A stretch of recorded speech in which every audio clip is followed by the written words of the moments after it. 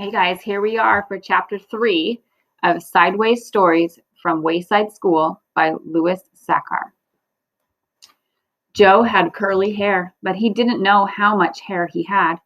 He couldn't count that high. In fact, he couldn't count at all.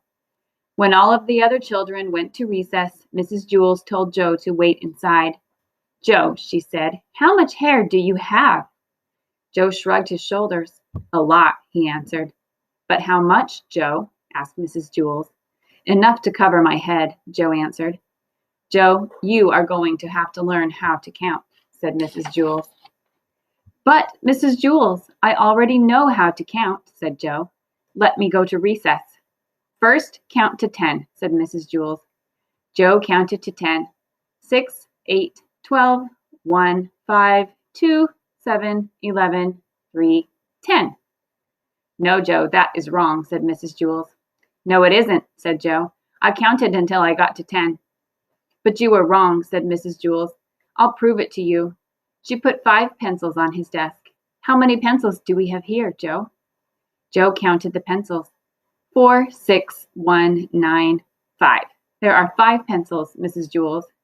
"That's wrong," said Mrs. Jules. "How many pencils are there?" Joe asked. 5, said Mrs. Jules. "That's what I said," said Joe. "May I go to recess now?" "No," said Mrs. Jules. "You got the right answer, but you counted the wrong way. You were just lucky." She sat 8 potatoes on his desk. "How many potatoes, Joe?" Joe counted the potatoes. 7, 5, 3, 1, 2, 4, 6, 8. "There are 8 potatoes, Mrs. Jules." "No, there are 8, said Mrs. Jules. "But that's what I said," said Joe. "May I go to recess now?" "No, you got the right answer, but you counted the wrong way again." She put 3 books on his desk. "Count the books, Joe." Joe counted the books. 1,000, 1,000,000, 3. 3, Mrs. Jules. "Correct," said Mrs. Jules. "May I go to recess now?" Joe asked. "No," said Mrs. Jules. "May I have a potato?" asked Joe. "No. Listen to me. 1, 2, 3, 4, 5, 6, 7, 8, 9, 10, said Mrs. Jules. "Now you say it." 1, 2, 3, 4, 5, 6, 7, 8, 9, 10, said Joe. "Very good," said Mrs. Jules. She put 6 erasers on his desk.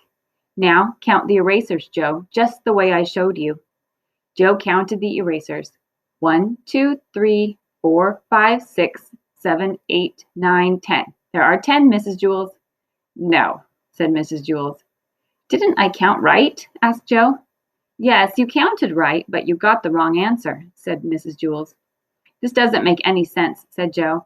"When I count the wrong way, I get the right answer, and when I count right, I get the wrong answer." Mrs. Jules hit her head against the wall 5 times. "How many times did I hit my head against the wall?" she asked. 1, 2, 3, 4, 5, 6, 7, 8, 9, 10. "You hit your head against the wall 10 times, said Joe. "No," said Mrs. Jules.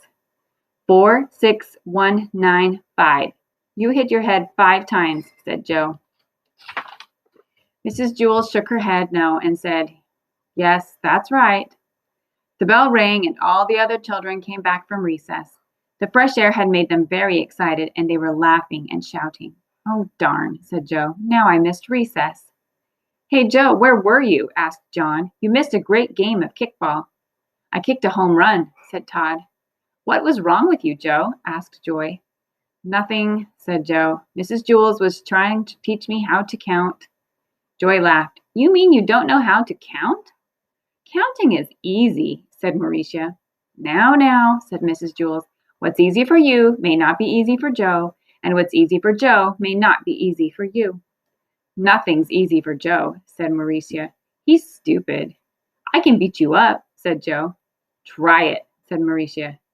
"That will be enough of that," said Mrs. Jules. She wrote Mauricia's name on the blackboard under the word discipline. Joe put his head on his desk between the 8 potatoes and the 6 erasers. "Don't feel bad, Joe," said Mrs. Jules. "I just don't get it," said Joe. "I'll never learn how to count."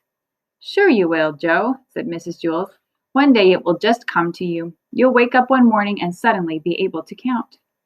Joe asked, "If all I have to do is wake up, what am I going to school for?" "School just speed things up," said Mrs. Jewls.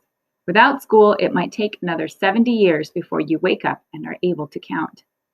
"By that time, I may have no hair left on top of my head to count," said Joe. "Exactly," said Mrs. Jewls. "That is why you go to school." When Joe woke up the next day, he knew how to count. He had 55,006 hairs on his head. They were all curly.